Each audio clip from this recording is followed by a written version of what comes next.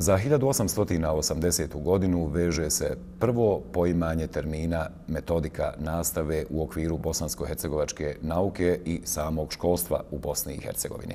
Te godine zemaljska vlada za Bosnu i Hercegovinu izdala je privremeni naputak za učitelje osnovnih škola i to je jedan od ključnih dokumenata u povijesti metodike bosanskog jezika, u kojem pod članom A stoji: kao jedan od prvih zahtjeva metodičke pravilne nastave ističe se da nastava mora biti zajednička, to jest pri nastavi treba da vazda učestvuje cijeli razred, bilo pazeći, bilo govoreći u skupu, bilo pišući.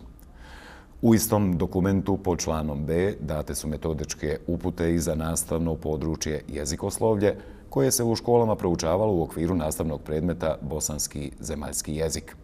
U dokumentu je tretirana takozvana elementarna nastava jezika od 1. do 4. razreda osnovne škole, pri čemu autor odmah ističe ogroman značaj nastave maternjeg jezika u cjelokupnom školovanju i obrazovanju jednog učenika.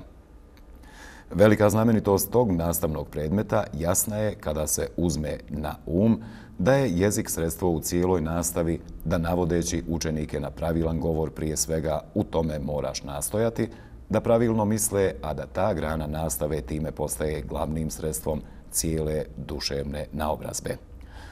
U dokumentu posebno se insistira na zornom, odnosno očiglednom principu nastave jezikoslovlja, koja se treba zasnivati na govoru učenika, a zatim na takozvanim zbiljskim predmetima, a tek na kraju na slikama.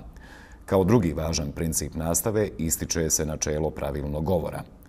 Zorna nastava neka mu među ostalim također pruža zgodno sredstvo da ispravlja dječji govor, a naročito da ga čisti od množine tuđih riječi. Vidimo dakle da se promicala ideja jezičkog čistunstva i upotreba izvornog narodnog jezika u našim školama. Kao treći princip početne nastave jezika naglašava se princip postupnosti od zorne nastave preko obuke u početnom čitanju i pisanju do stapanja zorne nastave jezikoslovlja i književnosti na osnovu čitanke.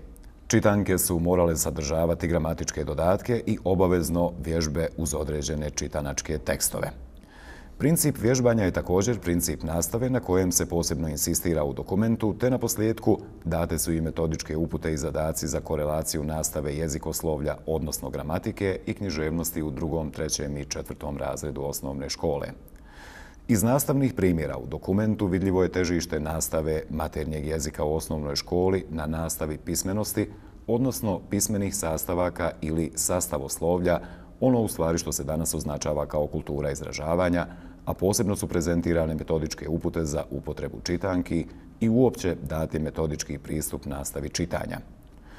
U pogledu članaka u čitankama valja još reći da najprije valja obraditi njihov stvarni sadržaj, onda treba učitelj da ih zorno pročita, iza toga slijedi čitanje učenika u zboru, a najposlije čitaju bolji učenici pojedinci. Tom se prigodom stavljaju stvarna i jezikoslovna pitanja i tu primjenjuje ono što je učilo u jezikoslovnoj nastavi. Tako obrađen članak preporučuje se djeci za kućno vježbanje, pa se u najbližem za isti predmet na određenom satu ponavlja i sada treba vrlo gledati na čisto i razgovjetno čitanje, uz to da se pazi na pismene znakove. Slabiji se učenici ispituju o sadržaju, vrsniji ga samostalno pripovijedaju. Iz dokumenta je također vidljivo da je metodička nastava maternjeg jezika i književnosti u Bosni i Hercegovini u svojim povojima bila usko povezana uz obrazovanje domaćeg učiteljskog kadra. Austro-ugarska vlast u Bosni i Hercegovini u suštini cijelo vrijeme svog djelovanja nastojala je u tom periodu osposobiti učiteljski kadar spreman da radi u bosansko-hercegovačkim školama. Već 1882. godine u Sarajevu je otvorena prva takva škola, a od 1886. godine ona je prerasla i u prvu učiteljsku školu u Sarajevu.